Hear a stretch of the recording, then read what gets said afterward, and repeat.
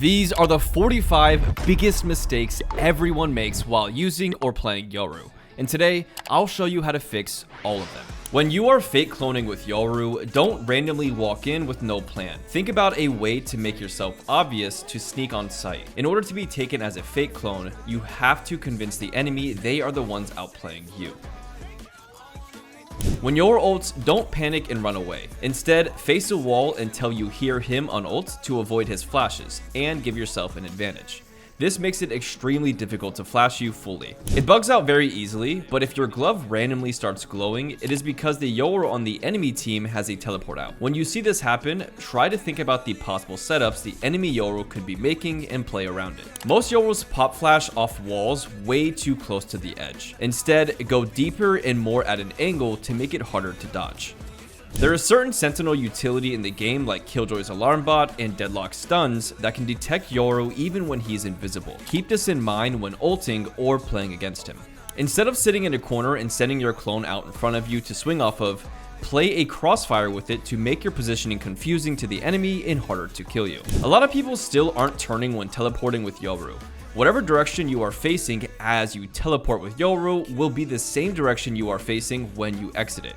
Keep this in mind with your teleport plays. A lot of people don't know how to flash pixel perfectly with boxes. To pull this off, make sure it's only 2 boxes high and look directly down at the ground to cover the full distance. People think that Yoru's clone is easy to differentiate by status effect abilities, but a bit ago they updated his clone to react to stuns, flashes, blinds, and more, all the same as the real him.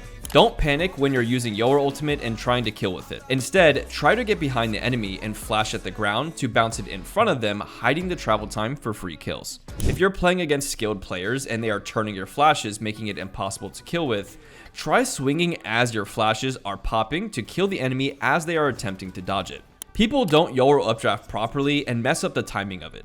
If you want to updraft properly, make sure to place your TP on the box as you come in contact with your clone. If you're still missing it, try placing it a second later than what you're attempting. Most people don't ground flash properly and throw it too far, resulting in it being dodged easily. Instead, think about where it needs to land in order for it to end just around the corner that you are flashing.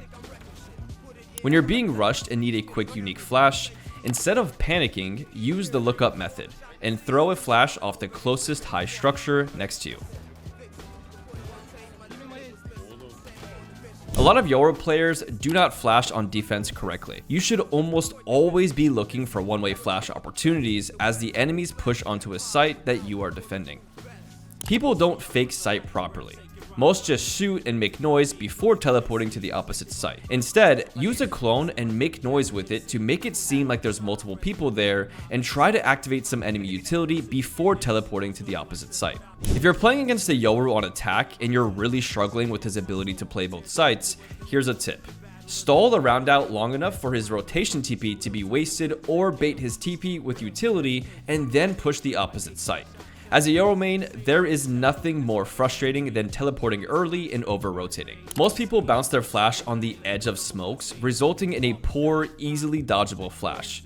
Instead, aim closer to your feet in the center of the smoke to have a more effective, undodgeable flash. It's really common for new Yoru mains to obsess over the double box Yoru updraft and waste a ton of utility attempting it. Instead, focus on 1 box high spots in lower elo and abuse the off angles. It's usually more than enough. One of the biggest mistakes people make when trying to kill ult is using the shorty.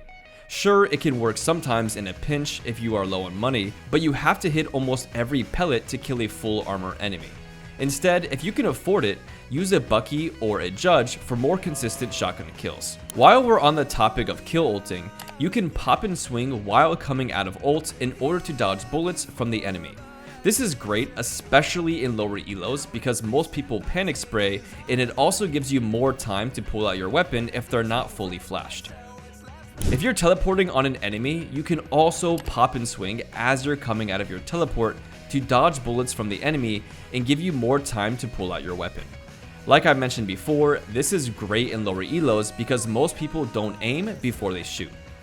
Another important part everyone gets wrong about Yoru is they aren't doing enough research. And the best way to get information is with my Yoru Masterclass. I have people hitting Immortal in just a couple of weeks of joining the program, and they are still improving. So don't wait, go to the description and click the first link to sign up. I'll see you inside. Most people don't know this, but if you listen closely, you can hear when Phoenix ult ends. Here's how you can use this to your advantage. When the Phoenix casts his ult, send your TP to his ult spot, and the second you see him die or hear his ult end, teleport on him for a free kill. Just make sure there's no enemies around. Kill ulting with Yoru is great, but so many people are missing out on the insane combos you can do with your teammates. The ult combo potential with Yoru is one of the best in the game. Try to look at your teammates' utility, especially your initiators, and look for ways to combo your ultimate with them to get free kills. My favorite is the Fade ult. So many people send out Yoru's rotation teleport the moment the pre-round starts, which just ends up wasting so much of your teleport time. Instead, try to wait patiently and send your rotation TP out about 7 or 6 seconds before the match starts. Trying to counter ISO ult with Yoru in the spur of the moment is very difficult and, to be honest, nearly impossible unless you are really skilled and very far away. Try to keep tabs on his ultimate and try to predict it ahead of time. You should be tracking the enemy's ults anyways, so this isn't as much work as it may seem. Then, when he has it, play ahead of your team with your clone already in your hands, ready to counter it. This one is a bit harder to follow, so listen closely. When you're double flashing, stop popping both instantly back to back. After you pop the first one, it's really common for enemies to turn away, so I like to wait about 1 extra second before popping the second one.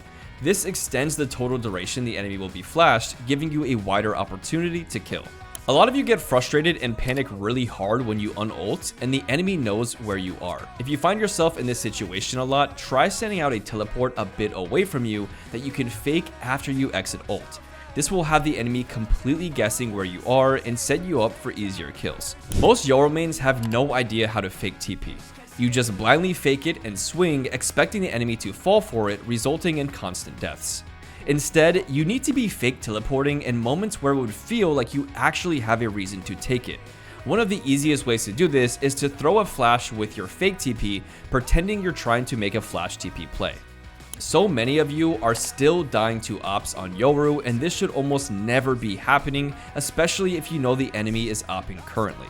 If you know you're about to peek an op, send a teleport to the opper, and once it's set up next to them, clone the corner and teleport the moment the enemy shoots it for a free kill. Speaking of oppers, chambers are the easiest people to kill with Yoru.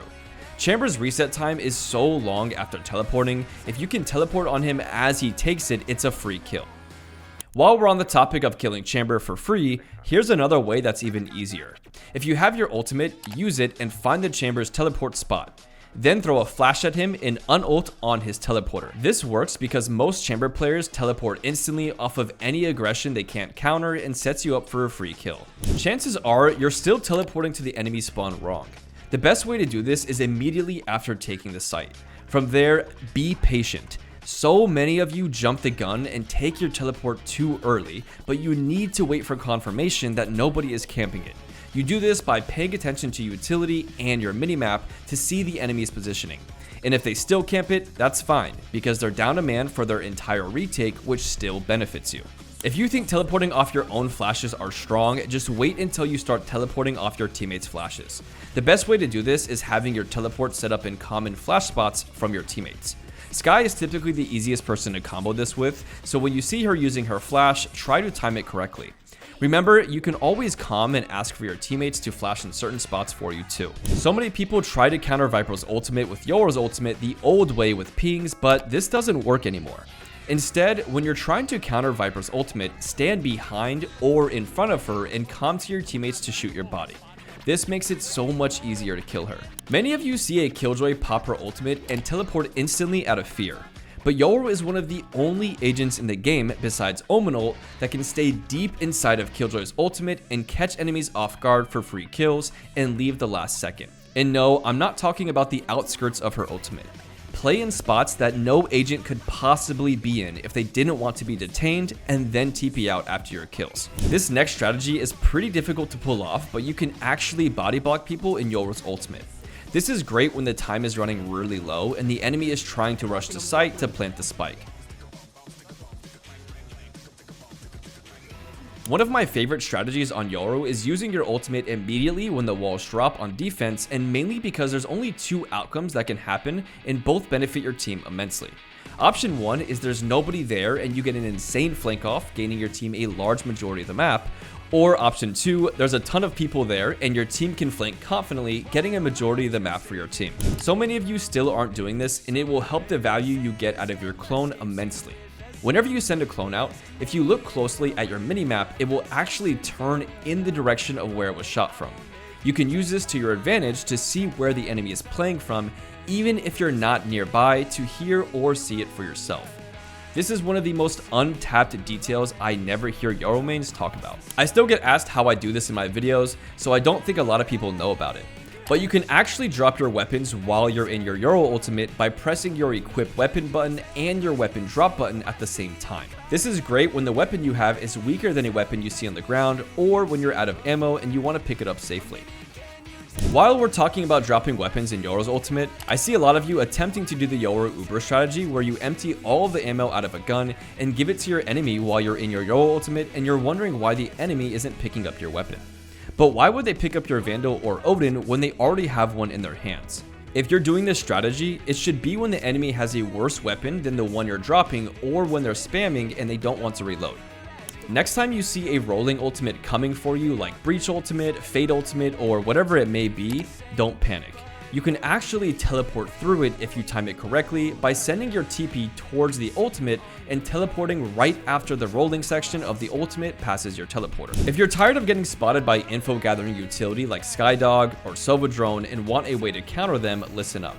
Most Sovas or Skies will instantly jump or tag the first person they see and then hop out of it. So to counter this, clone the moment you hear them using this utility and have them waste it on your clone. This still works in Immortal, so I'm sure it will work in your elo too. Another great strategy for fake cloning on Yoru is to condition the enemy. What does this mean? Essentially, doing the same thing over and over so your enemy expects it. If you're sending the same clone out every single round and the enemy is starting to get used to it, this is your opportunity to strike a fake clone. They are so conditioned to it being fake, they are trying to not fall for it again, when in reality it's the real you. If you enjoyed that video, watch this one next. And if you want to master Yoru, join the masterclass. Link in the description.